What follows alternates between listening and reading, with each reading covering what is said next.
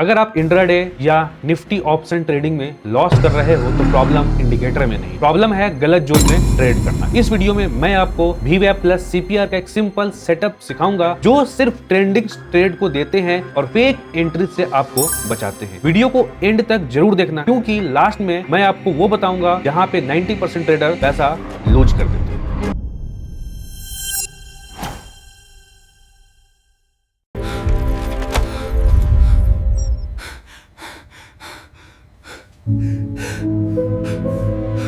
Why is this happening to me? I can't take it anymore. मैं ये बात अपने एक्सपीरियंस से बोल रहा हूँ। पहले मैं भी CPR के ब्रेक पे ट्रेड लेता था और VWAP को इग्नोर करता था और रिजल्ट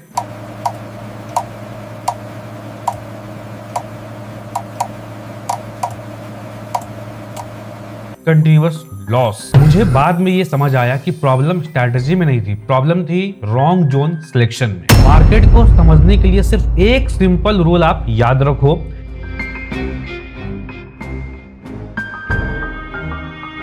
कि मार्केट 3 जोन में काम करती है। मार्केट CPR के ऊपर है मतलब बुलिश है, CPR के नीचे है मतलब बेरिश है और CPR के अंदर है मतलब नो ट्रेडिंग जोन है। जो ट्रेडर CPR के अंदर ट्रेड करते हैं वो most of the time loss ही करते हैं।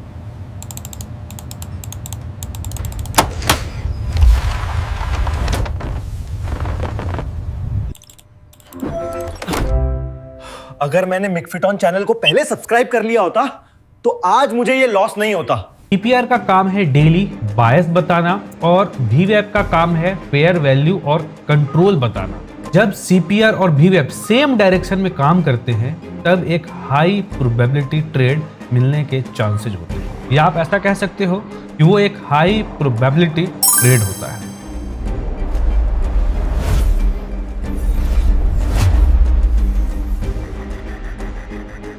बाइंग ट्रेड तभी लेना है जब प्राइस CPR के ऊपर हो, VWAP प्राइस को नीचे से सपोर्ट दे रहा हो और एक अच्छी सी बुलिश कैंडल का क्लोजिंग हो। इसके अलावा कहीं भी हम बाई नहीं करेंगे। सेल तभी करना है जब प्राइस CPR के नीचे हो और VWAP ऊपर से रेजिस्टेंस दे रहा हो और स्ट्रॉन्ग बेयरिश कैंडल का क्लोजिंग मिले। CPR के बीच में अगर प्राइस है तो वहां पे सेल करना अलाउड नहीं है। यहां मैं एक रियल चार्ट एग्जांपल आपको दिखा रहा हूं। प्राइस CPR के ऊपर है, VWAP पे बाउंस मिला है, ये वैलिड बाइंग था। और यहां देखो प्राइस CPR के अंदर घूम रहा है, मैं ट्रेड नहीं लूंगा। ट्रेड नहीं लेना भी एक प्रॉफिट होता है। 90% ट्रेडर ये मिस्टेक करते हैं कि CPR के अंदर ट्रेड करते हैं, VWAP के क्रॉस होते ही वो एंट्री बना लेते हैं। लॉस के बाद रिवेंज ट्रेडिंग करना जो कि सबसे खतरनाक माना जाता है। आप रिवेंज ट्रेडिंग करके कभी भी पैसा नहीं कमा सकते।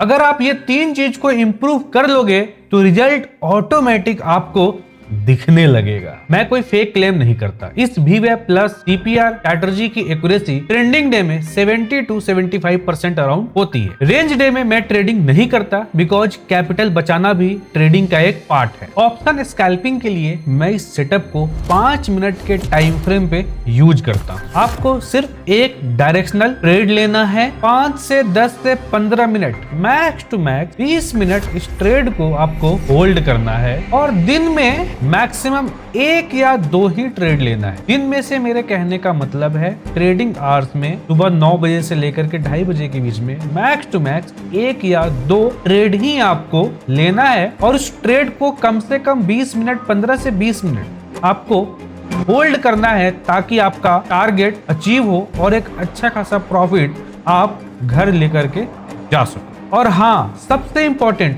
ओवर ट्रेडिंग तो बिल्कुल नहीं करना है। ओवर ट्रेडिंग तो अलाउड ही नहीं है। याद रखिए 90% ट्रेडर का सबसे बड़ा नुकसान सिर्फ और सिर्फ ओवर ट्रेडिंग की लत की वजह से होता है। अगर ये लत आपसे छूट नहीं रही तो आप कभी भी प्रॉफिटेबल नहीं हो पाए। डिसिप्लिन को आपको मेंटेन करना है, पेशेंस आपको अपने अंदर बढ़ाना है, हमेशा कोशिश करना है 1 से 2 हाई प्रोबेबिलिटी वाले ट्रेड को ही ले। अगर आप चाहते हो ये जो साइकोलॉजी की प्रॉब्लम होती है, पेशेंस कैसे डेवलप करना है, ट्रेड को कैसे होल्ड करना है, इस पे एक डेडिकेटेड वीडियो भी बनाओ, तो चैनल को सब्सक्राइब कर लो। वीडियो के कमेंट में जरूर डालो कि आपका मेन प्रॉब्लम ट्रेडिंग में क्या है। मैं ये ट्रेडिंग जरूर सीखूंगा, मैं प्रॉफिटेबल बनूंगा, चाहे कितना भी टाइम लगे, मैं हार नहीं मानूंगा। अगर आप भी ट्रेडिंग सीखना चाहते हो तो इस चैनल को अभी सब्सक्राइब कर लो।